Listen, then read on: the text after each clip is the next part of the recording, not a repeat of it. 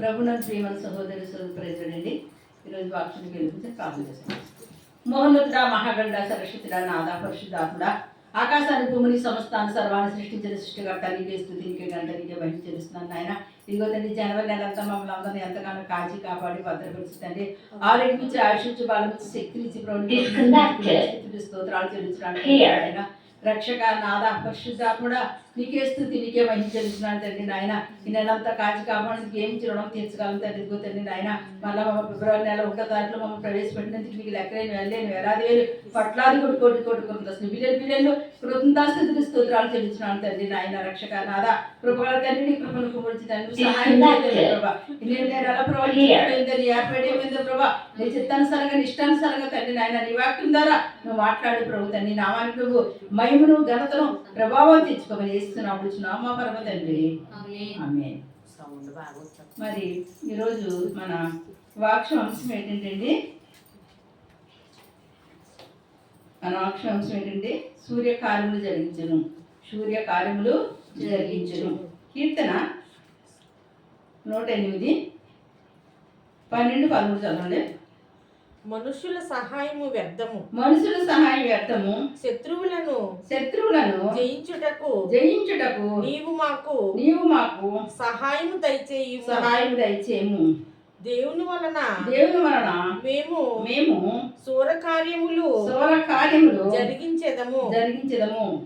మా శత్రువులను అణగద్రొక్కువాడు ఆయనే. ఆయన దేవుని నామానికి మహిమ కలుగును గాక. మనుషుల సహాయం వ్యర్థము. ఎవరి సహాయం వ్యర్థమండి? మనుషుల సహాయం వ్యర్థం. శత్రువులు జయించడానికి మనకి ఎవరి సహాయం కావాలి చెప్పండి? దేవుని సహాయం కావాలి. ఈ నెలలో శత్రువుని జయించాలంటే మనం ఎవరి సహాయం కోరాలండి? దేవుని సహాయం కోరాలంట. మనుషుల సహాయం కోరితే ఎంత మాత్రం ప్రయోజనం లేదు. నువ్వు ఏ సమస్య అయినా సరే, ఏ కష్టమైనా సరే, ఏ బాధ అయినా సరే, మరి ఫిబ్రవరి నెలలో ఎవరికి చెప్పాలి చెప్పండి? దేవునికి చెప్పాలంటండి. ఆయన దగ్గర మొరపెట్టాలంట, ఆయనకి ఎన్నించుకోవాలంట, ఆయన దగ్గర మనం బ్రతిమాలుకోవాలంట. ఎంతటి పెద్ద సమస్యలైనా సరే, ఎంతటి కష్టమైనా సరే, ఎంతటి బాధలైనా సరే, ఎంతటి వ్యాధులైనా సరే, ఆయన అటండి ఏం చేస్తాడు చెప్పండి? దాన్ని తీసివేసి ఏ కార్యం చేస్తాడండి? ఆయన సూర కార్యములు చేస్తాడు. అంటే ఎవరు ఊహించరు, ఎవరో మరి ఇలా జరుగుతుందో వాళ్ళ జీవితాల్లోని అని ఎవరు కూడా అనుకోలేని కార్యాలు జరిగించడానికి ఆయన, ఇది నా వల్ల కాదు, నేను ఎంత మాత్రం దీన్ని చేయలేను, ఇక నా జీవితంలో జరగదు, ఇక ఇది నాకేమీ అవ్వదు అనేసి నువ్వు దిగులుతో, బాధతో, వ్యాధితో ఉన్నావేమో. కానీ ఇక్కడ దేవుడు చదివిస్తున్నాడు. ఏం చదివిస్తున్నాడంటే, దేవుని వల్ల మీరు శూర కార్యములను జరిగించి. దేవుని నామానికి మహిమ ఎవరి వల్లండి? దేవుని వల్ల. దేవుడు నమ్ముకున్న నీవు, దేవుడిని తెలుసుకున్న నీవు, అన్ని ఎరిగిన నీవు దేవుని ఎందుకు అశ్రద్ధ చేయకూడదు. ఏం చేయాలి చెప్పండి? శ్రద్ధ కలిగి ఉండాలి, జ్ఞానం కలిగి ఉండాలి, వివేకం కలిగి ఉండాలి, భయం కలిగి ఉండాలి, భక్తి కలిగి ఉండాలి, విశ్వాసంతో ఉండాలి, నమ్మకంతో ఉండాలి. మనం ఏ దినాల్లోనే చెప్పండి? చెడ్డ దినాల్లో ఉన్నాం. ఏ సమయంలో ఏ గడి ఏం జరుగుతుంది అనేది మనకి ఎవరికి తెలియదు. ఆయన రాకడా అతి సమీపంగా ఉంది కనుక ప్రతి విషయం కూడా మనం ఏం చేయాలి చెప్పండి? దేవునికి ఎన్నిమించుకోవాలి. మనుషులు ఎప్పుడు చూడకూడదు, మనుషులతో తిరగకూడదు. మనుషుల దగ్గరికి వెళ్ళి మనం అది ఇది అని చెప్తే మనం ఆక్షేపిస్తారు తప్ప. కానీ మన సంస్కృతి ఎదురుగానే అదే దేవుని పాదాల దగ్గరికి వచ్చి దేవుని పట్టుకొని దేవుని అడిగి దేవుని ప్రార్థించినప్పుడు ఎంతటి సమస్యలైనా సరే అని ఏం చేస్తే చెప్పండి? కొట్టి పాడేస్తారు. అందుకే అన్నాడు ఇక్కడ, మేము దేవుని వల్ల శూర కార్యములను జరిగించదము. అటువంటి గొప్ప గొప్ప కార్యాలు చూడాలంటే, ఈ నెలలో నీ కుటుంబంలో ఒక అద్భుత కార్యం చూడాలంటే, నీ కుటుంబంలో ఒక అద్భుత కార్యం చూడాలంటే, నీ కుటుంబంలో ఉన్న రోగం పోవాలంటే, నీ కుటుంబంలో ఉన్న సమస్యలు తీరాలంటే దేవుని యొక్క దగ్గరికి వచ్చి ఆయన పాదాలు పట్టుకుని ప్రార్థించినప్పుడు ఆయన కార్యాలు చూస్తాడు. అలాగే మరి బైబిల్ గ్రంథంలో మరి ఏ రీతిగా తన బిడ్డలు ఏ రీతిగా దేవుని కార్యాలు చూశారో ఒకసారి చూద్దామండి. లూకా సువార్త 5వ అధ్యాయము 1-2 వచనాలు చదవండి. జనసమూహము దేవుని వాక్యము వినుచు ఆయన మీద పడుచుండగా ఆయన గన్నేసరేతు సరస్సు తీరమున నిలిచి ఆ సరస్సు తీరమున 2 దోణులను చూచెను. జాలరులు వాటిలో నుండి దిగి తమ వలలు కడుగుచుండిరి. అంటే యేసు ప్రభువారంట జన సమూహానికి దేవుని వాక్యము ఇనుచు ఆయన మీద పడుతున్నారంట. చాలా జనం ఎక్కువైపోయింది. ఒకసారి యేసు ప్రభువారు ఆ యొక్క సరస్సు తీరమన, ఆ సరస్సు తీరమన ఆయన 2 వాక్య పరిచయం చేస్తున్నారు. చేస్తూ ఆయన వాక్యం చెప్తూ ఉండగా చాలా జరుగుతారంటే వాళ్ళందరూ కూడా మరి ఈయన మీద పడిపోతున్నారండి. ప్రభు వారి ఊపిరి సలపన ఆయన మీద పడిపోతున్నాయి. ఆయన ఏం చేస్తారంటే వీళ్ళందరికీ నేను కనబడాలి, నా మాట వీళ్ళందరికీ వినబడాలని ఏం చేశారంటే ఆ యొక్క సముద్ర తీరంకి లోనికి వచ్చినప్పుడు అక్కడ ఆయనకి 2 పడవలు కనపడ్డాయట. ఆ 2 పడవలు గల మనుషులు ఏం చేసుకుంటున్నారంటే వాళ్ళంటే వాళ్ళు కడుక్కున్నారంటండి. ఈ వాళ్ళు కడుక్కున్న సమయంలో మరి ఏం జరిగిందంటే యేసు ప్రభు అంటూ వచ్చాడండి. ఆ యొక్క దూరంలో ఎక్కట అక్కడంటే ఆయన వాక్యం చెప్తున్నారట. చదవమ్మా 3వ వచనం. ఆయన ఆ దోణిలో సియోనుదైన ఒక దోణి ఎక్కి దరి నుండి కొంచెము తోయమని అతన్ని అడిగి కూర్చుండి దోణిలో నుండి జన సమూహములకు బోధించు. దేవుని నామానికి మహిమ కలుగును గాక. ఇక్కడ సియోని అడిగాడనమాట, నీ యొక్క దోణి నేను ఎక్కుతాను, కొంచెం నాకు తేమన్నట్టు కొంచెం ఇలా లోనకు తేగానే ఆయన అందులో ఎక్కారంట. ఎక్కగానే అక్కడ ఇచ్చారంటే ఆయన అక్కడ వాక్య పద్యాలు చేస్తున్నట్టు అనేక మంది జన సమూహం కంట దేవుని గురించి దేవుని మాటలు ఆయన చెప్తూ ఉన్నారంట. ఆ మాటలో వాళ్ళందరూ వింటున్నారు. ఎంత చక్కగా దేవుడు మరి వాళ్ళకి బోధ చేస్తుంది, ఎంత చక్కగా ఆయన మాట్లాడుతున్నాడో. ఆయన మాటల కంటే వాళ్ళందరికీ కూడా ఆశ్చర్యం వేసిందంట. ఏమి ఈ యొక్క మాటలు వినడం వల్ల మన జీవితాలు ఏ అద్భుతకార్యం జరుగుతాయి, ఆశ్చర్యకార్యం జరుగుతాయో, ఏ స్వర కార్యాలు జరిగిస్తాడు ఈయన. ఇక్కడ ఏదో ఒక అద్భుతం చేయడం, ఇక్కడికి ఈయన వచ్చాడంటే ఏదో కార్యము జరుగుతుంది. ఇక్కడ యేసు ప్రభువు ఉన్నారంటే ఇక్కడ ఒక గొప్ప కార్యము జరుగుతుంది అంటే అందరూ ఆసక్తితోనట అదే రీతిగా ఆయన అంట చూస్తున్నారు. అటువంటి సమయంలో ఇక్కడ ఏం జరిగింది తెలుసా? ఆయన బోధించుట సాధించిన తరువాత నీవు దోణిను లోతునకు నడిపించి చేపలు పట్టుటకు మీ వలలు వేయుడని సియోనుతో చెప్పగా సియోను ఏలినవాడా రాత్రి అంతయు మేము ప్రయాసపడుతుంది కానీ మాకేమియో దొరకలేదు. చూసారు ఏమన్నారండి? అయ్యా నీకు తెలియదేమోనయ్యా, మేము రాత్రి అంతా కూడా మా వలలు వేస్తూనే ఉన్నామయ్యా, మేము చేపలు పడుతూనే ఉన్నామయ్యా, కానీ ఒక్క పురుగు కూడా మా వల్లోకి రాలేదయ్యా, ఒక చేప కూడా మా వల్లోకి రాలేదయ్యా. ఎంత కష్టపడమో మాకు తెలియదు. రాత్రి అంతా మరి సంతకాలం అంటే 6 గంటలు మొదలుకొని మరి ఇంతవరకు కూడా మేము అలా కష్టపడుతున్నాం, తెల్లారి వరకు కూడా మేము ఇలా కష్టపడుతూనే ఉన్నామయ్యా, కానీ ఒక్క పురుగు కూడా మాకు దొరకలేదు. ఏంటంటే ఎవరు చెప్తున్నారంటండి? ఈ యొక్క మరి సీమోను పేతురు చెప్తున్నాడంటే ఎవరు చెప్తున్నారండి? యేసు ప్రభు. మరి ఆ విషయం దేవుడికి ఎలా తెలుసండి?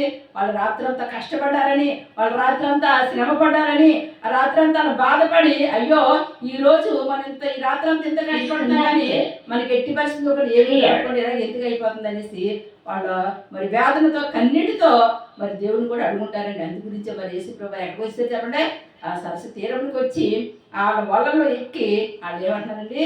చూసారా, మనం అంటే అడగక ముందే మన అక్కలు ఏమన్నాయో ఎవరికి తెలుసండి? నేను పుట్టించిన దేవుడికి తెలుసు. నువ్వేమైనావో ఆయన ఎరుగుని, ఎందుకంటే ఆయన నిన్ను పుట్టించాడు కనుక.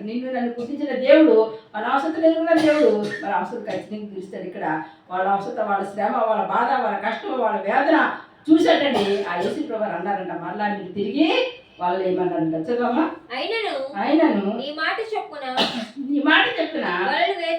వాళ్ళను వేతుమని ఆయనతో చెప్పాను. వారు అలాగూ చేసి విస్తారమైన చేపలు పట్టిరి. అందుచేత వారి వలలు పిగిలిపోచుండగా దేవునికి స్తోత్రం.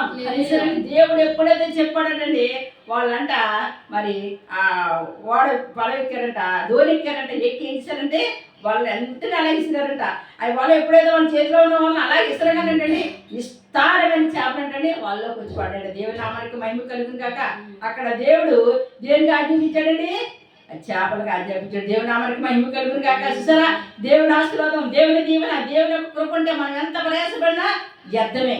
అదే సమయంలో కానీ దేవుని యొక్క కృప, దేవుని యొక్క ఆశీర్వాదం, దేవుని యొక్క దీవెన ఉంటే ఏదైనా జరుగుతుంది అని అనుకున్నారా? ఒక్క పురుగు కూడా పడలేదేంటి ఈరోజు? ఒక్క పురుగు కూడా మన వల్ల పడలేదు, ఒక చేప కూడా పడలేదని వాడు వేదనతో బాధపడుతున్న సమయంలో యేసు ప్రభు ఎప్పుడైతే చెప్పారో ఆయన మాటకు లోబడ్డారు. మొట్టమొదటిసారి అబ్బాయి మేము ఈ రాత్రి అంతా కష్టపడమయ్యా, మేము ఎట్టి పరిస్థితులు ఏమయ్యావో, మేము ఎందుకు వెళ్ళిపోదామని అనుకున్నారా? అనుకోలేదు. ఏమనుకున్నారంటే మేము రాత్రి అంతా కష్టపడినా సరే, మేము రాత్రి అంతా శ్రమ పడినా సరే దేవుడు చెప్తున్నాడు కనుక ఆయన మాట చెప్పిన మనం చేస్తే ఆశీర్వదించబడతామని వాళ్ళు నమ్మారు కనుక దేవుడు ఇచ్చాడు చెప్పండి. ఖచ్చితంగా మరి ఆ యొక్క విశ్వాసాన్ని బట్టి దేవుడు ఇచ్చినటువంటి చేపలకు ఏమి ఇచ్చాడు చెప్పండి, ఆజ్ఞించాడంటే. ఎక్కడ లేని చేపలు, ఆ సముద్రంలో ఉన్న చేపలు అన్నీ కూడా వచ్చేటట్టు ఎవరు వల్ల పడ్డా చెప్పండి, ఈ యొక్క పేతురు గారు వల్ల పడ్డాడు. దేవుని నామానికి మహిమ కలుగును గాక. ఆ వలంట మరి చాలా మరి బలంగా చేపలు ఎక్కువగా పడడం వల్లంటే వల పిగిలిపోయినంత భయంకరంగా ఉందట. అటువంటి అప్పుడు వాళ్ళంట లాగటానికి వాళ్ళకి బలం సరిపోవట్లేదంట, వాళ్ళ శక్తి సరిపోవట్లేదంట, ఆ చేపలో లాగాలంటే వాళ్ళు తరం కావట్లేదంట. అప్పుడు అంటే వాళ్ళు ఏం చేస్తున్నారు చూడండి, అక్కడ వారు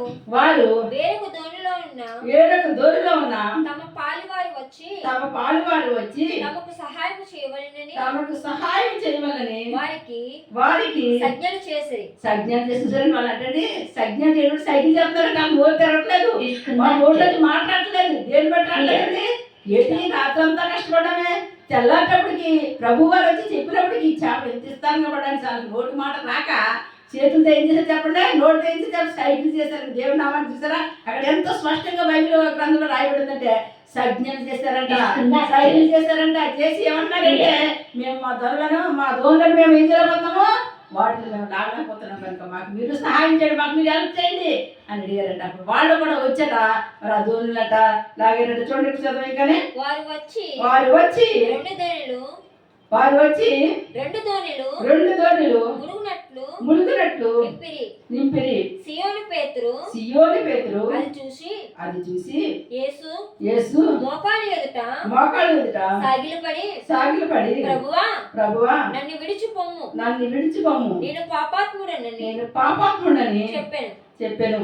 ఎలా అనగా వారు పట్టిన చేపల రాశికి అతడును అతనితో కూడా ఉన్న వారందరూ విస్తయముంది. దేవునామానికి మహిమ కలిగినాక ఆశ్చర్యపోతున్నారంట. ఈ సూర్యకాలం జరిగించిన దేవునికి మనం ఏమి చేయడం తీర్చగలము, ఏమంటున్నాడంటే ఇంత గొప్ప కార్యం చేశాడు. ఆ చేపలు ఎలా ఉన్నాయి తెలిసింటే రాసి అంట. ఎంత గొప్ప రాసి అయిపోయినట్టు ఆ చేపలు, అన్ని గొప్ప చేపలు, సముద్రంలో చేపలన్నీ కూడా మరి ఆ రాత్రంతా కష్టపడ్డ రాని చేపలన్నీ కూడా దేవుడి నోటి మాట చేత ఏం చేయాలి చెప్పండి, ఒకే మాట చేతంట మళ్ళీ రక్షించేటప్పుడు కంటండి. ఆ యొక్క పేతురు గారి కంటే దుఃఖం ఆగలేదంట. నా బతికే పాటిది, నేను ఎపాటి వాడిని, పాపిని కదా, పాపిని నన్ను ఇంతగా ప్రేమించావయ్యా, వద్దయ్యా బాబు, ఈ పాప దగ్గర నువ్వు ఉండద్దయ్యా బాబు, నువ్వు వెళ్ళిపోవాలని అనిపిస్తుంది. ఎంతో గొప్పగా తగ్గించుకున్నాడు ఎవరండి, పేతురు గారు తగ్గించుకున్నారండి. ఎందుకండి, అయినప్పటికీ పాపని నన్ను ఇంతగా ప్రేమించి నువ్వు నాకు ఇంత ఇస్తారమైన ఆశీర్వాదాన్ని, ఇంత ఇస్తారమైన దీవెని నాకు అనుగ్రహించావా దేవా అనేసండి. ఆ ప్రభువు అన్నట్టు అతను ఎంతగానో మరి ప్రేమించండి, ఎంతగానో ఆశ్చర్యం చేసినాక ఆ చేపల రాసిన అయినాక ఇచ్చిన ఆ చేపల రాసి చూసినప్పుడు కంటే కళ్ళంట నీళ్ళంట గిర్ర తిరిగిపోయినట్టు. ఎవరికండి, పేతురు గారికి, సీమోన్ గారికి. అక్కడ ఉన్న వాళ్ళందరూ కూడా తోటి ఉన్న వాళ్ళందరూ కూడా వాళ్ళు వేసిన వాళ్ళందరూ కూడా ఆశ్చర్యపోతున్నారంట. వాళ్ళ దేవుడు ఎంత గొప్ప దేవుడు, వాళ్ళ దేవుడు ఎంత శక్తివంతుడు, ఎంత ఆశ్చర్యకారం. ఇంతకాలం కూడా వాళ్ళ జీవితాల్లో జరగలేని కార్యాలు ఎవరికి చెప్పండి, అది చేసాడు. దేవుడు నా వరకు మహిమ కలుగును గాక. నీ జీవితంలో, నీ బ్రతుకులో నెలలు గడిచిపోతున్నాయి, సంవత్సరాలు గడిచిపోతున్నాయి, కానీ పరిస్థితి అలాగ ఉందని బాధపడుతున్నావేమో, లేదా దేవుడు నన్ను మర్చిపోలేదు అనుకుని వేదంతో దుఃఖంతో ఉన్నావేమో.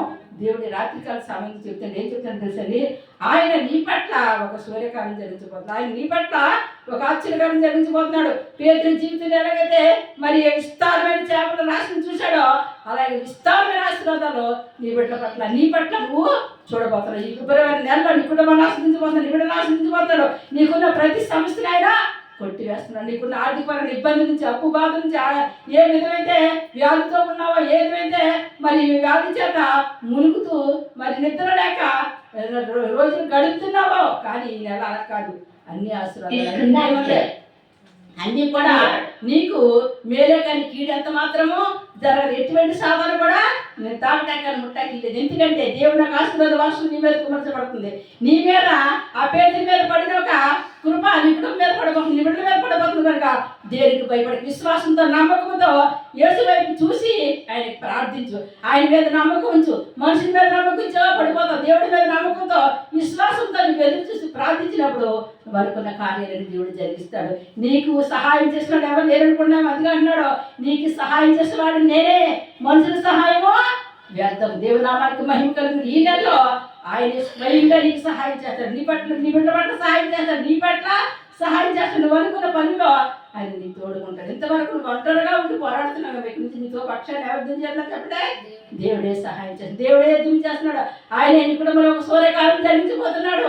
నువ్వు ఏమి లేని దానివని, ఎవరో లేని దానివని, నీ పరిస్థితి అంతా చాలా అలా కొల్లలకు ఉందనేసి నీ గురించి ఎవరైతే మరి అసహ్యంగా లేదని, నీ గురించి ఎవరైతే మరి చెడ్డగా, నీ గురించి ఎవరైతే మరి ఏదైనా మాట్లాడుతున్నారో వారందరూ నోర్లు దేవుడు మించిపోతున్నారు. అతి త్వరలో నీ కుటుంబంలో సూర్యకాలం చూడబోతున్నాం. నీ కుటుంబంలో ఒక అద్భుత కార్యం చూడబోతున్నాం. నీ కుటుంబంలో ఒక ఆశ్చర్యకారం చూడబోతుంది. రాత్రి కాల సమయం ఆల్రెడీ పైన దేవుడు మాట్లాడుతున్నాడు. మన దేవుడు మాటిచ్చి మాట తెప్పే దేవుడు కదా. పడ్డకైనా మానవుడు కాదు, పశ్చాత్తాపడ్డకైనా నరపతులు కదా. ఆయన చెప్పి చేయకుండా ఆయన మాటిచ్చి స్థాపించుకుని ఆయన ఏదైనా ఒక మాట ఇచ్చాడంటే ఆ మాట ప్రకారం నిలబడే దేవుడుగా ఉన్నాడు కనుక మరి ఆనాడు ఆ సీమోని పేరుని చూసిన దేవుడు ఈ రాత్రికాల సమయంలో నీ కుటుంబాన్ని చూస్తున్నాడు, నిన్ను చూస్తున్నాడు. నీ దీన స్థితిని ఆయన ఎన్నుకున్నాడు కనుక ఆ విశ్వాసంతో, నమ్మకంతో, పట్టుదలతో, నీ పూర్ణ మనసుతో, పూర్ణ ఆత్మతో నువ్వు ప్రార్థించు. ఆయన ఆశీర్వాదాన్ని నువ్వు ఖచ్చితంగా పొందుకుంటావు. దేవుని నామానికి మహిమ కలుగును గాక. హల్లెలూయా. ఇక్కడ చూద్దామండి. అలాగున సీమోనుతో కూడా పాలువారైన జెబెదాయి కుమారులకు యాకోబును యోహానును అందుకు యేసు భయపడకుము ఇప్పటి నుండి నీవు మనుషులను పట్టువాడువై ఉందువని సీమోను చెప్పింది. దేవుని నామానికి మహిమ కలుగును గాక.